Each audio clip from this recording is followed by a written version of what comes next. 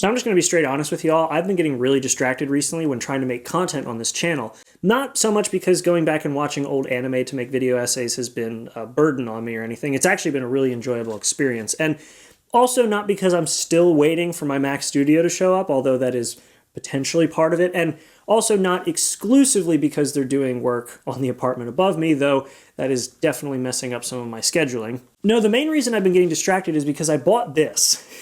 This is the new Nintendo Game & Watch. This is the Legend of Zelda version, and this thing has been distracting me for hours on end each day. And today I figured, well, if it's going to hinder me making content, maybe I can make content about it, so I'm at least making content instead of being distracted. So let's talk about this new version of a 40-year-old product.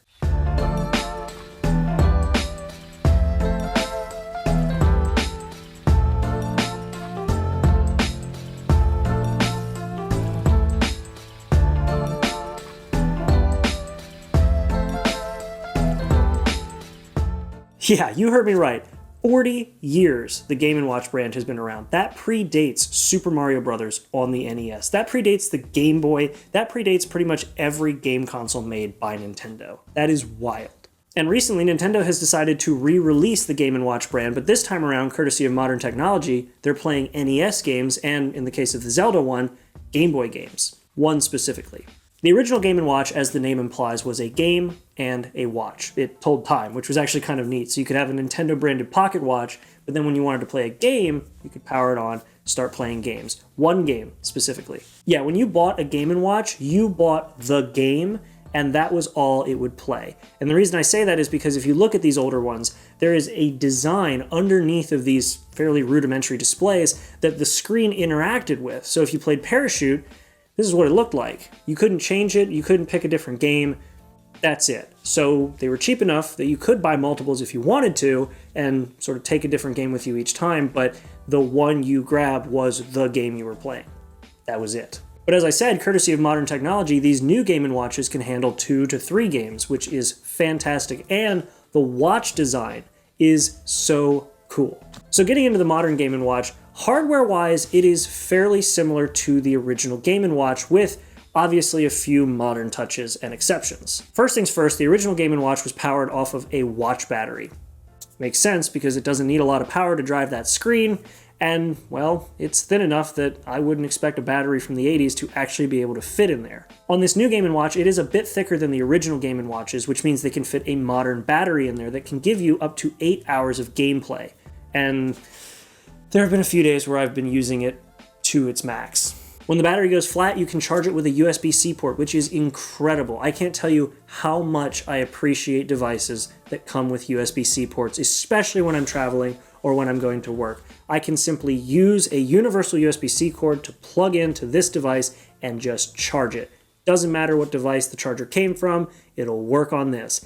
Unlike my iPhone, which still uses Lightning. Please change that, Apple. Above the Type-C port is the power button. Now this is probably one of my bigger complaints about this. The power button is recessed and very small. Understandably so that it's small because it's on the side of a fairly thin device, but having it recessed kind of makes it hard for me to just mash it with my thumb before putting it away.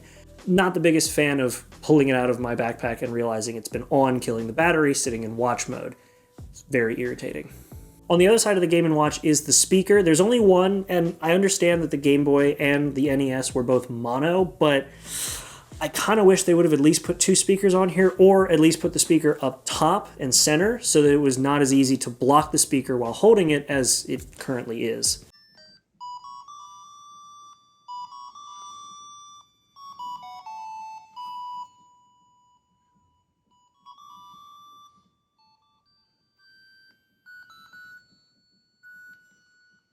Though the speaker does get loud enough that if you're not blocking it with your finger, it's very easy to hear, and in fact needs to be turned down quite a ways if you're trying to sneak a quick game of Zelda in while you're in the office. Shh, don't tell anybody. Moving around to the front, we have a 2.36 LCD display with a backlight that gets more than bright enough to use in your average indoor environment and is not quite bright enough to dominate things like outdoor use, but it is bright enough that when you turn the device over, the thinner plastic underneath of the Triforce glows. That is a really cool touch. I love it. On the left side of the device, we have a D-pad, which actually, off script, now that I'm looking at it, it kind of looks like a miniaturized version of like the D-pad the NES would have had. Hold on a second. Holy crap, it actually is like a miniature NES D-pad.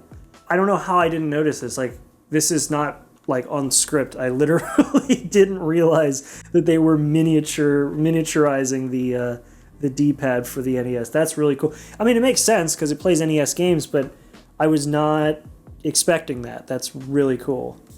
Nothing else miniaturized from the NES controller though, so whatever. Anyway, miniaturized D-pad aside, we have a bunch of buttons on the right side. From the top to the bottom, we have game, time, pause, set, start, select, A, and B. Pressing the game button lets you select from 3 different games: Legend of Zelda the original, Legend of Zelda 2, Link's Adventure, and my personal favorite Legend of Zelda game outside of Majora's Mask, Legend of Zelda Link's Awakening. However, you can also pick a game below it that is a direct callback to one of the games you could have played on an original Game & Watch. It's pretty neat, and of course it's Zelda themed, which I love. You can also set a timer here, which is kind of interesting. I don't know why they wouldn't have let you pick the timer in the time button, but you pick timer in the game section, and it gives you this really interesting Link's Adventure Zelda 2 look for the timer. It's kind of neat. This is also where you can toggle through the languages for the different games, and for Legend of Zelda and Legend of Zelda 2, you can pick from English or Japanese. However, Link's Awakening lets you pick from English, French, German, and Japanese. Kind of interesting. Now below this is the time button, and clicking on this gives you a watch face that's based on the original Legend of Zelda game for the NES. And it's got the time on there, and it does change, and there's a ring around it that tells you the seconds, but you actually watch Link playing against all the enemies in varying dungeons and environments. It's really cool and kind of distracting. But it does seem as though Nintendo wants you to use this as a desk clock or a display somewhere, because when you take the insides out of the box that it came in, you can fold the back of the box out to be a stand, and there's even a hole on the side of the box stand that lets you plug the cord in unimpeded. It's pretty cool. The last button is just pause and set, so you can pause the game if you're in the game, or if you click set while you're in the clock mode, it lets you set the time. And then of course below that are the start, select, A, and B buttons, which are all specifically for the games available on this device. And all the buttons on this side are period accurately rubberized, which I kind of like for the feel, but kind of hate for putting it in your pocket because those rubberized buttons collect so much lint. In terms of the games themselves, like I said, you have the first Zelda game, the second Zelda game, Link's Adventure, and the Game Boy game, Link's Awakening. And I personally love Link's Awakening, and I've played it multiple times on the remake, as well as tried to play it through on the Game Boy. However, I mentioned that the backlit screen is very nice, and it is, especially when you consider that the last time I tried to play Link's Awakening, the original one, it was on a Game Boy original, which does not have a backlight. Life's good in the modern era, isn't it? And honestly, Link's Awakening is the game I've been playing on this the most, because I've never beaten the original NES version because it's just been too difficult. It was either back in the day when I would borrow a Game Boy from a friend and only have it for the weekend and couldn't obviously beat that entire game in a weekend, or when I tried to play it nowadays and it's just so hard to see on these old faded Game Boy screens. Add to that the fact that I have played the NES Legend of Zelda and Legend of Zelda 2 on the original NES and on my Switch on larger screens, and I kind of feel like I bought myself a $50 Legend of Zelda Link's Awakening device. It does become, unfortunately and kind of painfully obvious, that the 2 NES titles were made for bigger screens when you realize how tiny everything is on these devices. And you look at Link's Awakening, and it's very clear it was made for a smaller screen, and even a smaller aspect ratio. There's an aspect ratio switcher, which is kind of interesting, but you can play it either in widescreen-ish, or you can play it in the original aspect ratio. Honestly, in my opinion, this is a really cool collector's piece, and I'm super happy to have it, but if you're really looking to play Link's Awakening, the remaster is so good, so if you have a Switch, just play that. It's 3D, it looks better, and in my opinion, there are certain things that just make the navigation of the environment a lot easier. And you can also then play the original Legend of Zelda and Legend of Zelda 2 on the NES Nintendo Online service. Or if you're like me and are really into the vintage original experience, you can always dust off the old NES or Game Boy, slap those cartridges in, and have a blast.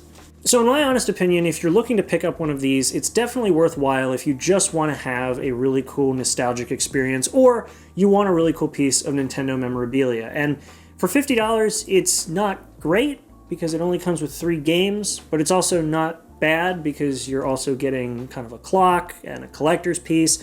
But also at that price, it's sort of overshadowed by the really shady, poorly built online ROM things you can buy from Amazon.